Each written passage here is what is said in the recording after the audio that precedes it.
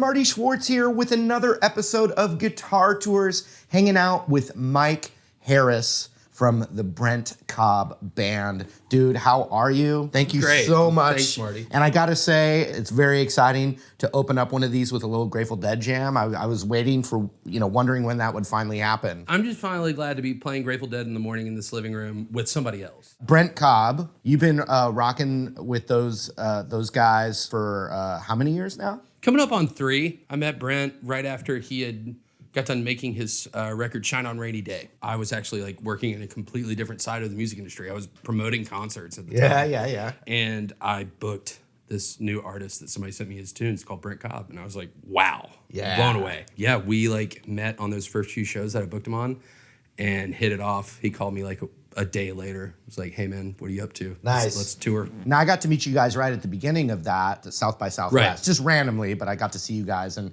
it was awesome. And now you've been on tour with Chris Stapleton? Yeah. How long have you been doing that? We did his 2017 tour and his 2018 tour. The Stapletons, Chris and Morgan, man, wow. They've really changed my life. Yeah. And certainly the trajectory of our band, and they've been really wonderful people to us. I can only imagine it's the perfect opening gig for what you guys do, right? I mean, there would be almost no better. Yeah, it's a great fit. So since we were playing the Dead, people weren't watching, but you wanted to switch out from the Telly to this guitar. So we might as well get into the Guitar Tours right now. Let's do it. And go right into this Strat you've got. It looks like it's modded in some way. It is, for sure. This is one of the new American Professional Fenders. Okay. This is the only factory made guitar that I really travel with and play with. And it's because it's the best one that I've ever played. I love this guitar. It has a great neck. A lot of people ask me about the 2 knobs instead of 3. I really only need 1 tone knob for all 3 pickups. Okay. And also my caveman right hand on my downstroke is always in the path of where a volume knob normally is on a Strat. Right. And I have accidentally rolled the volume off in the middle of a show before. Yeah. So moving it down a notch really helps. Oh, so that's the middle one's volume and then just the tone for all 3. Just volume and tone. I found this old Olympic Stratoblaster. It's my understanding that Mr. Jerry Garcia had this on his Gator Strat. Wow. That was played on Europe 72 tour. But yeah, it's a JFET boost. It's got a 9-volt battery in the back. And you can reach in there with a little flat head and adjust the range of the boost. Okay. I originally got it because I love these pickups. They're a little bit lower output than a lot of the guitars that I play in the Brent band. I just wanted to get something closer to Unity gain. But yeah, I'll flip it on, And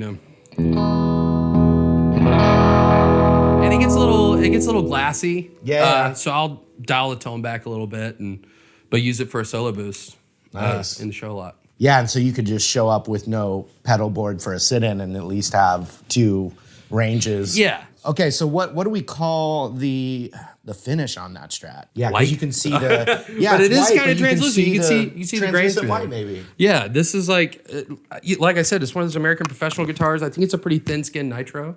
Yeah. To use a buzzword from the gear page. Now, do you always go with maple necks, or you don't really have an opinion either way? No, I just use maple necks and rosewood necks accordingly. Because I think of rosewood on Strats more than maple. Interesting, because for me, it's Strats are more of a maple feel. I think there's something about the attack and the response that I get from these. I think something to describe would be pop.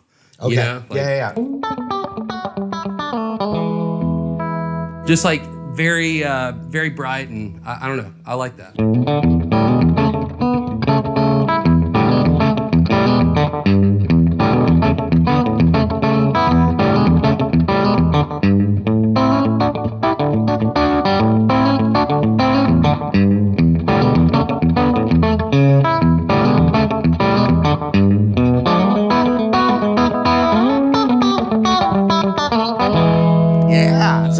Spanky sound. You're on the second to the last. And that's what I'm saying. I was telling those guys last night, I could have a guitar with just middle and bridge pickup, like a Strat, and just have volume for each and 1 tone. And that's the only sound I ever really use on this guitar. Now I also noticed you were doing the hybrid stuff. Is that one of the rules here in Nashville that you have to? I hope that there's no rules. It's part of when you become a citizen. They test you on your hybrid maybe picking, chicken picking style. How long have you been doing that? Man, I think I picked that up a little bit when I was like 14. Somebody told me like, oh, if you want to be like great players, you have to use like all the fingers on your hand. I want to hear the difference on that second to the last one compared to like maybe the front pickup. Sure, you play the same like chicken picking thing? Yeah.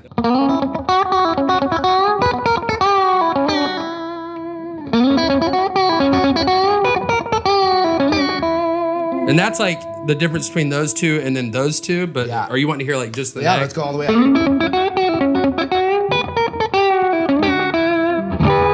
Yeah, now go back to the original one, the second to last one. Yeah.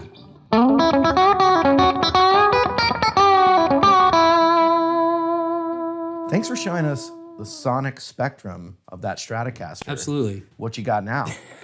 What we got now is this is a 75 SG. I found this at Carter Vintage Guitars in Nashville. Oh yeah, amazing My shop. favorite guitar shop. It's got a headstock crack.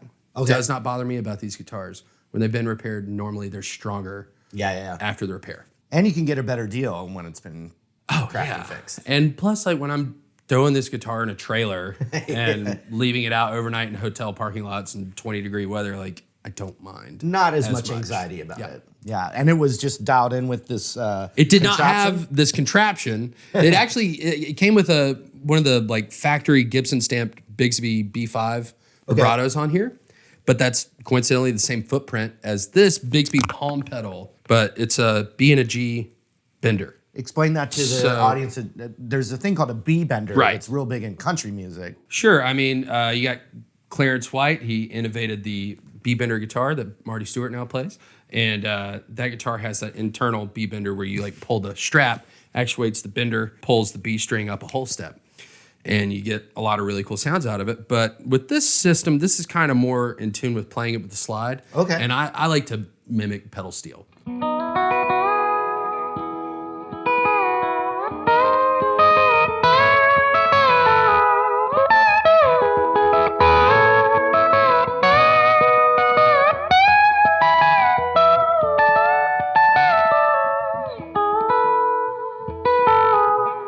Yeah. You know, like that's awesome. And so the concept for, the more novices out there, you can bend just one string. Exactly. With like, so each one, this bends the G string when you push forward. That bends the B string when you push forward? Yeah, it does. And it's notable that I'm playing in open E. Right. So E, B, E, G sharp, B, E from the low note. You can use the slide, play one chord, but then bend individual notes.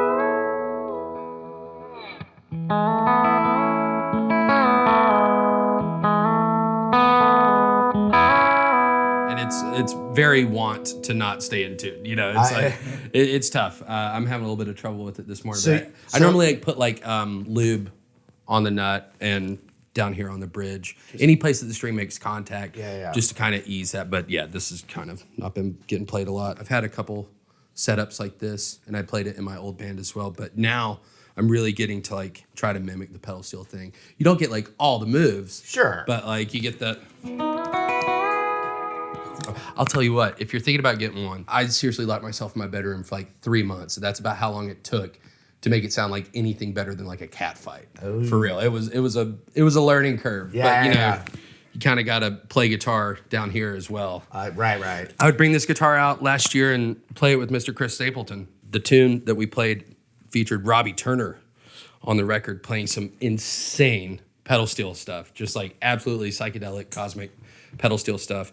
And I was, trying my best to like recreate any of that I could. But by the end of the tour last year, he started bringing out Paul Franklin to play pedal steel in Chris's band. And I remember seeing that guy in catering the first day. And I was like, I think I'm not playing on that tune anymore. Chris wanted us both to play. And I got to say, that was like one of the biggest joys of my life was being able to play my fake pedal steel in Guitarmony with Mr. Paul Franklin. And we had a really good time doing it. Man, that thing's so cool. Can we have one more jam? Maybe Absolutely. Like a little almond style kind of bluesy thing? Sure. Since you got that? All right, let's go for it.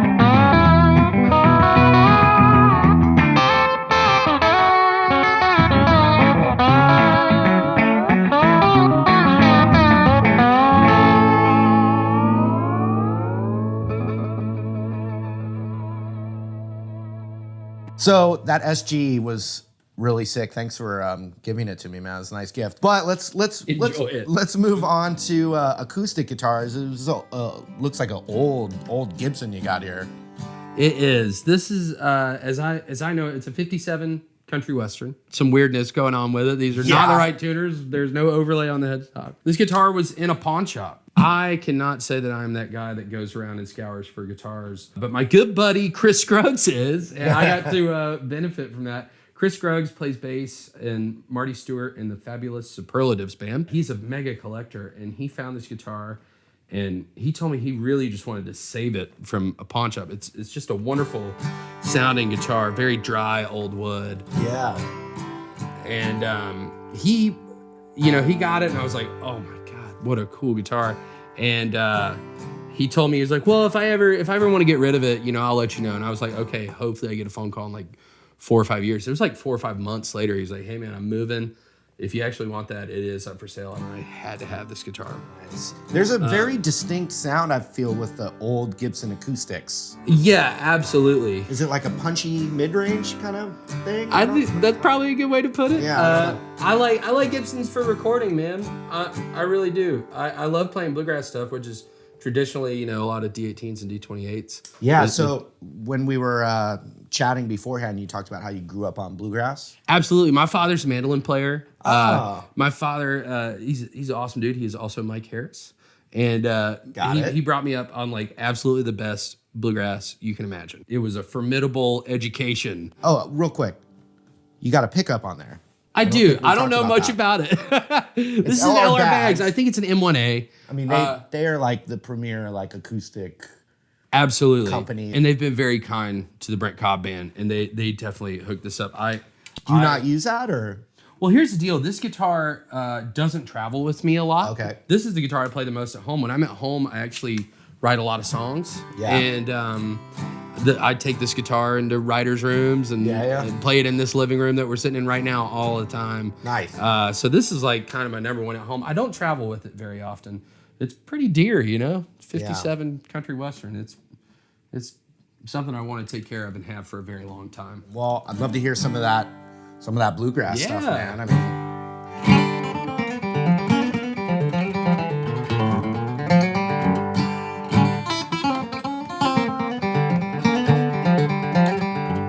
Pretty sloppy picking, Sounds good to me. This is a gorgeous Telecaster you got here. What is going on? It looks vintage. It definitely looks old. It'll turn your head. But this is a newer guitar. This is a Fender Masterbuilt. I think it's supposed to be like 62 specs. Okay. I think that's what they called it. Kind of a different gold. It was built by a guy called Greg Fessler. When I started playing for Brent, Dave Cobb called me up, and Dave is Brent's cousin. He is a wonderful record producer in Nashville. Dave had called me up, and he's like, hey, man, can you be at the studio in 15 minutes? I was like, yes, sir. And I showed up, and he had this guitar and this amp right here in the back of his truck. He's like, you should be playing this stuff. And so, yeah, this has been a really special guitar. I played this guitar a lot with Brent. I love this guitar for fly dates because, man, there's not a whole lot of sounds I can't at least get close to with this guitar. Just work the volume and tone and pickups, and it's kind of all there. So a fly date, have you just brought one guitar? I normally can't get by with it out at least 2 or 3. Yeah. But this is a go-to for me. I like to bring like a Tele, a humbucker guitar, like one of my Les Pauls. Yeah, I normally have to bring that SG out with the Bender guitar because that's the only setup I have with that on there. So on a non-fly date, how many guitars do you go through in a show? Entirely too many. Good answer. I normally have like 6 guitars up there. All right. And it's pretty common that I'll play all of them. Well, definitely would love to hear it. Do you use all the pickups on it, or you go in the back? I'd love to tell you that I used all of them. And I do sometimes, but man, this is a guitar that mainly lives on the bridge pickup.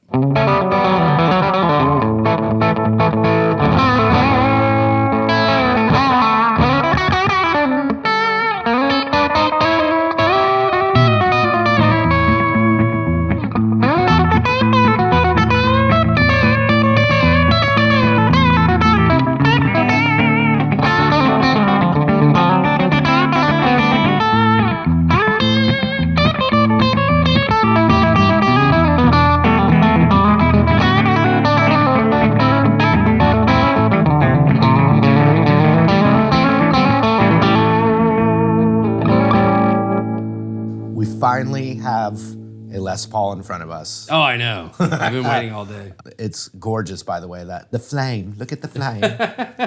This is a cool one, man. I like really love this guitar. Tell us what we got here. This is one of the Billy Gibbons Pearly Gates Les Pauls. What? This is a really cool guitar. Yeah, it's just such a powerful guitar. It can really like kind of overpower a lot of situations. A great friend of mine, big time guitar collector, has lent this one to me. Nice. That is a good friend. I try to take very good care of it. So what year is it? I mean, it's supposed to be like Billy's 59, right? I think that Tom Murphy aged this guitar. I actually talked to Gary Bohannon over at the Carter shop, and he's good buddies with Mr. Murphy, I believe, and he said that this is like one of the best runs they ever did of this Murphy age guitars. I love it. Man. So it's just based on all the specs and everything of Billy's main. And I think it's got his I'm pretty sure these are those signature Seymour Duncan pickups that he has, the Pearly Gates. I think they're a little bit hot. I normally don't love that in pickups, but I really love these. Yeah. Do you play it on just a few songs with Brant? Or? Yeah. He has a tune called Ain't a Road Too Long that got to be the Les Paul on that. Okay. One. Love that. Barn burner? Yeah, it's like...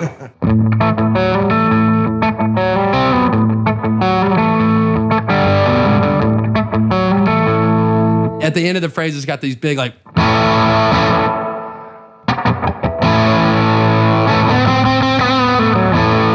just big, loud, Did you come up with that opening riff? No, that opening riff, that's totally Brent, man. Okay. Yeah, very funky, very swampy. Swampy and funky, I like it. Yeah. Now on Les Paul, the Les Paul configuration, which is the pickups and the selectors are so different than a Fender. A lot of the Les Paul legends are constantly messing with the tone and the pickup selectors. You mess with that, or you just go? I surely do in the studio a lot. I have to shut down all of my other cognitive functions on stage just to focus on playing guitar. Then I'm like, dimed 10. All right, we're good. Yeah. If I feel like I'm getting too tinny, you also have to listen to the room that you're in. Mm-hmm. And you might be in a room that's very bass heavy, and so you're wanting to cut through or dial it back and soften the blow. Yeah, gotcha. Well, we definitely have to do some kind of jam on it. Sure.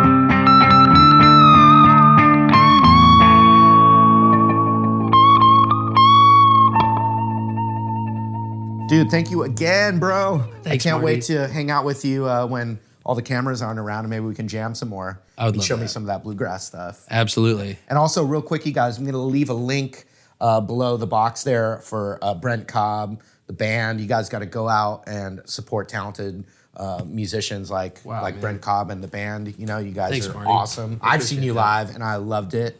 And I know you guys are on your way to big things. We have a lot of fun. Yeah, man. Well, can we do one more jam while we're here? Sure. While we're all plugged in? Sure. All right.